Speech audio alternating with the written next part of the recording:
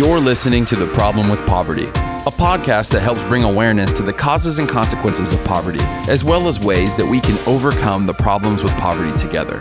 Our company, Community Action Partnership of North Alabama, serves 28 counties in our beautiful state.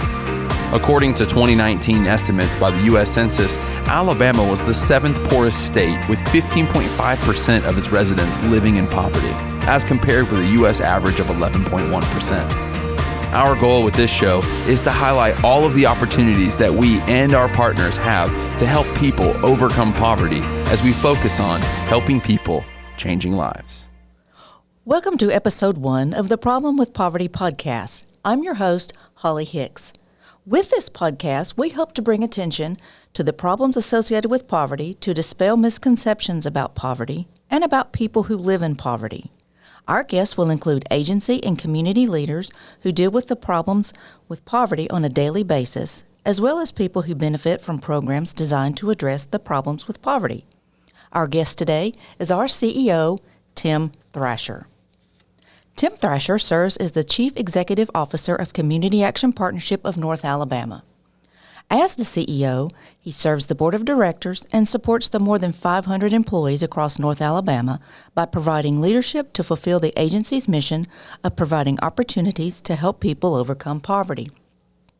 Tim joined CAPNA as a member of the Board of Directors in August of 2015 and has served on the board's executive committee in multiple roles. Before joining CAPNA as the CEO in 2018, Tim was the Regional Director for Youth Advocate Programs, a high-impact social justice nonprofit that provides community-based alternatives to youth incarceration, congregate placements, and neighborhood violence in Coleman, Alabama. Tim serves on the Board of Directors for Alabama Community Action Association, Alabama Affordable Housing Association, Southern Community Builders, and Fahey's Alabama Caucus. Tim holds a master's in social work from the University of Alabama and a bachelor's in business administration and accounting from Harding University. Tim is also a licensed master-level social worker. Welcome, Tim. Thank you, Holly. Appreciate being here today. So, Tim, we want to introduce our audience to the problem with poverty. My first question to you is, as a provider of services for those who are living in poverty, what do you see as the problem with poverty? Well, Holly, I think you have to kind of go back and say what defines poverty. And a lot of families, a lot of individuals that live below that poverty line, that designated line that the government sets, are really what I like to call H2O people, helpless, hopeless, and overwhelmed. There's barriers that they can't get past that impoverished state.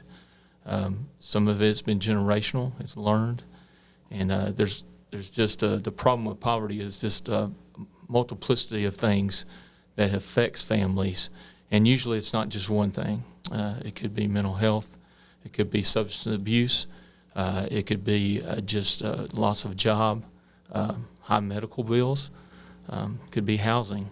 So there's a lot of different things that affect those that fall in that category of being impoverished. Well, Tim, I'm sure there are people listening who would ask, aren't people living in poverty just lazy, looking for a handout, drug users? They could really get out of poverty if they tried, they just don't want to. Well, that has not been my really take on poverty. I've been in the homes. As you mentioned, I was regional director for youth advocate programs, and we actually went into homes. We saw the generational poverty. We saw the problems in homes. And so most of them were not lazy. A lot of them had barriers such as maybe they had a third grade education. Maybe they had not finished school. They didn't value education for their children. Maybe there was some mental health issues in the home that needed to be addressed. Maybe it was parenting and how they parented children and so forth within their home. So there were several things within that home that it's not necessarily laziness, but there's some barriers that they needed to overcome to get out of poverty. You've mentioned generational poverty. What does that mean? Poverty's usually learned, and a lot of families it's generational in the fact that grandma did it this way, so now we're doing it this way. Grandma didn't finish school, but now, we don't have to finish school. And so there's a lot of generational issues within families. Sometimes there's some things that, they grew up without a father, and so that worked or that provided for that family. And so the single mom had to provide, and now the single mom's providing again. It may have been that they've had different circumstances in their home that have caused them to mimic what their previous generations had done. So that's generational poverty to me. What I'm wondering is, if I'm not living in poverty, my question is, what does someone living in poverty have to do with me? Why should I care? If you really haven't worked in poverty, a lot of people don't really see the problem with it. But you should care because it makes society better. If we're trying to move people past poverty or move them out of the problem of poverty, we are really helping society in general. We're helping communities. We're increasing the workforce. We're providing more productivity. There's more self-worth. Violent crime goes down. So there's a lot of benefits that those that are not in poverty currently really benefit secondarily from those that can get out of poverty and move past that problem of poverty in their life. So. Your agency is a community action agency. What does that mean to be a community action agency? We know there's a network. What does that mean? How does that benefit the community? Well, we are in the community, and we're providing services within each community that we're involved in.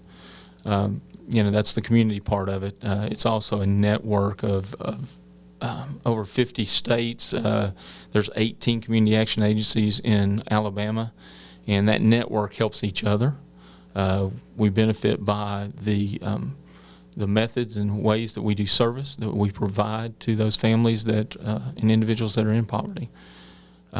It's also an action. The action part of it, community action, is actually a verb that really we can't really change things unless we act upon them and move in that community and really serve the individuals, but also help them, educate them on how they can help themselves and become more self-sufficient in the things that they do and move toward a more self-sufficient lifestyle, increase their self-worth, and move them to a different level in society where they are contributing to society in their own way.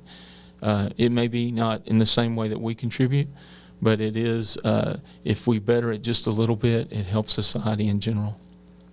And the Community Action Network is more than 50 years old.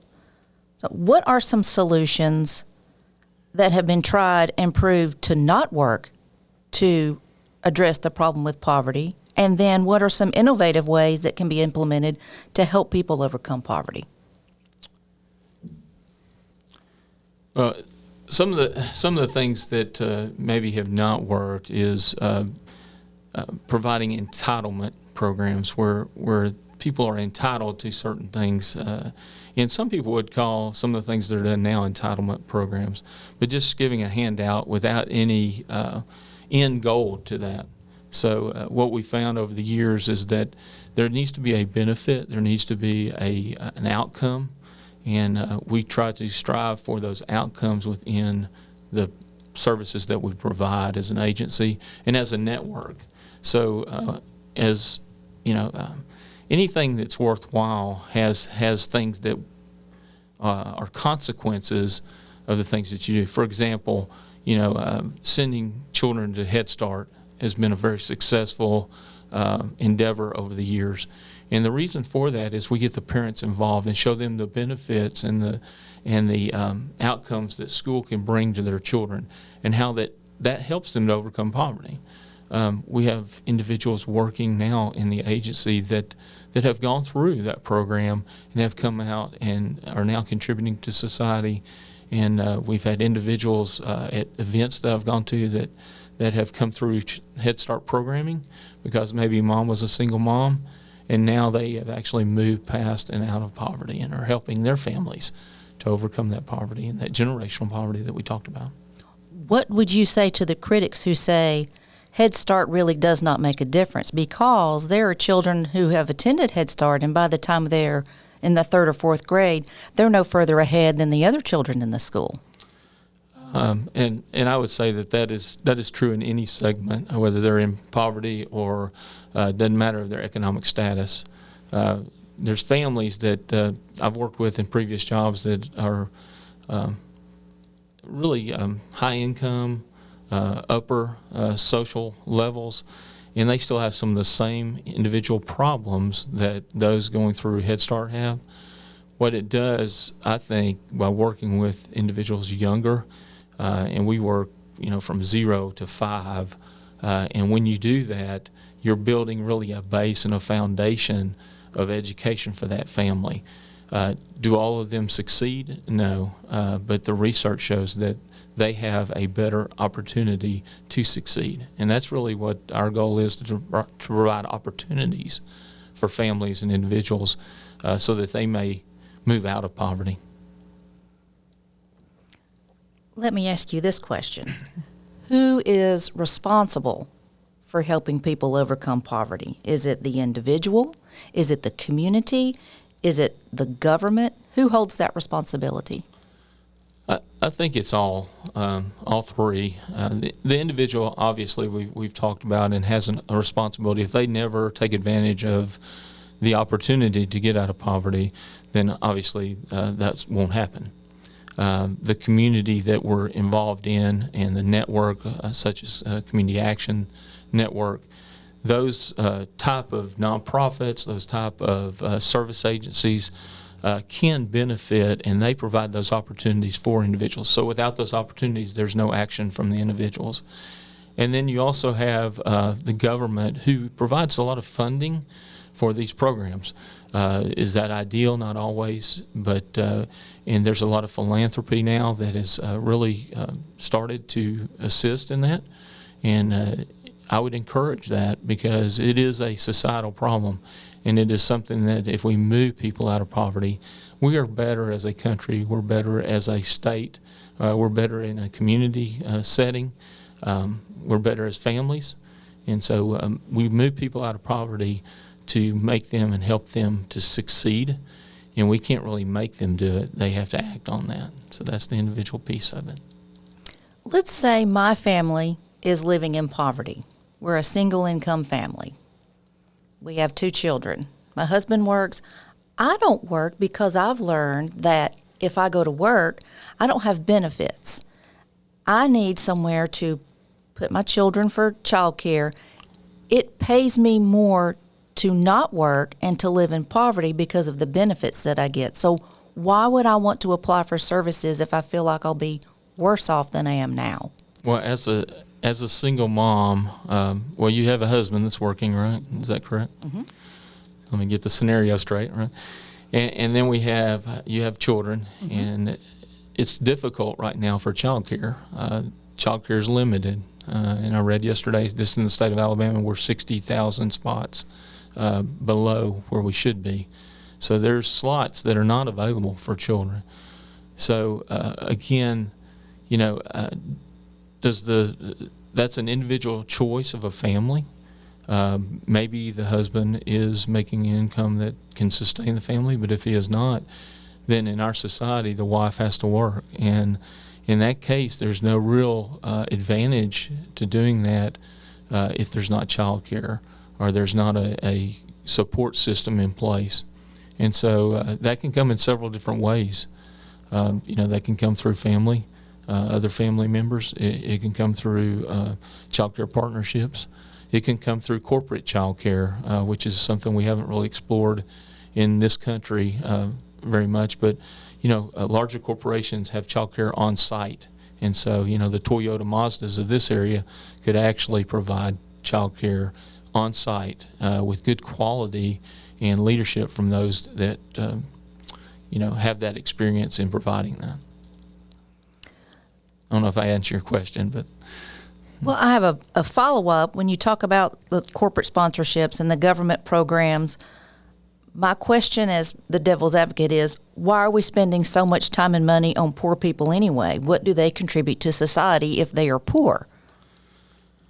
Well, like I said earlier, basically, when you are in poverty, there's things that happen within those communities that are poverty communities. We found that if you place those in those communities closer to communities of middle class, upper class, and you integrate those communities, a lot of times, what happens is they rise to a different level because the expectations are greater, and self-worth becomes greater.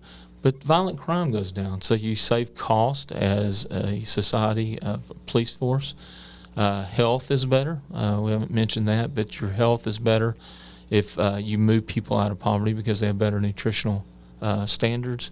They provide for their families on a better scale, so that there is good nutrition for their kids, so they don't have health issues. We haven't talked about the senior populations and some of those that are on fixed incomes, that are on that poverty level. And that burden upon the United States hospital system and so forth is so great. Just here in Decatur, Morgan County, it's about $3 million a month that we pay on indigent care. The last figure I heard. So I will say that is some ways that it benefits the society as a whole. So why should we care? Because it makes our communities better. It makes them better places to live. It makes them better places to, raise a family. It makes better school systems. So all of that works together, and really it's the right thing to do, to be honest. So if you care for others, then you bring them and help them and care for them. A long time ago, before all the government got involved, churches did a lot of these things. The Whole House in New York and some local social worker type firms and nonprofits actually took care of these things. And so that has kind of moved now into the government doing that through Community Action Network and other nonprofits in the local communities. But there's still a place for that faith-based involvement, and it makes their mission really strong and helps others within that community really have a sense of belonging and mission. Well, as a member of the Community Action Network, if you were to meet a family, you go to the supermarket and you meet a family who may come up to you or you may sense that they could qualify for services as a community action agency, what's the first step that family needs to do to take advantage of the programs that Community Action provides? Well, I would say the first step is that they need to realize that they need assistance. They may not even realize it at that point in time, but sometimes individuals have to get to a point where they ask for assistance or support. But I would, as a leader of community action here in Morgan County, I would actually share with them some of the things that we can do for them. Maybe they have a home, you get to talking to them, and they have a home that is, they've had an air conditioner go out, or they've had a roof that's, leaking. We try to pull together resources to help weatherize that home, although some of those things can't be covered. But we give them the opportunity to take care of those things, maybe at no cost to them or little cost to them, maybe some involvement. We also, it may be that they have kids and they can't work, and so that they're struggling on paying their bills, especially during these times of inflation. So, and they have a desire to work. So it's just getting to know those families and building that relationship, and then sharing with them the services that we do provide as an agency and other nonprofits in this community that we can reach out to and partner with to help that family become even stronger. As we conclude our discussion today, I want to reiterate how you have defined the problem with poverty, and it's a lot of layers where you include health, mental health, safety, generational poverty, where people just may not know how to move out of poverty. Mm-hmm. What would you say is the one key step that anyone who recognizes I'm in poverty and I'd like to move out, how do they reach out to community action and get the services that they need? Community action's in every county in the state and in the nation, really, and Puerto Rico. So there's opportunities through Community Action Network nationwide. Here in this area, you can reach out to Community Action Partnership in North Alabama. We have a website that shows all of our services, or just drop by on Central Parkway in Decatur. We are here, but we serve Marion, Winston County. We serve Morgan. We serve Lawrence, and we serve Coleman counties. So we would love to help anybody that needs help, and their phone number is very easily found. So thank you. And that website is www.capna.org. If you'd like to visit our website and find out our services. Again, Tim Thrasher, CEO of Community Action Partnership of North Alabama. Thanks for joining us today.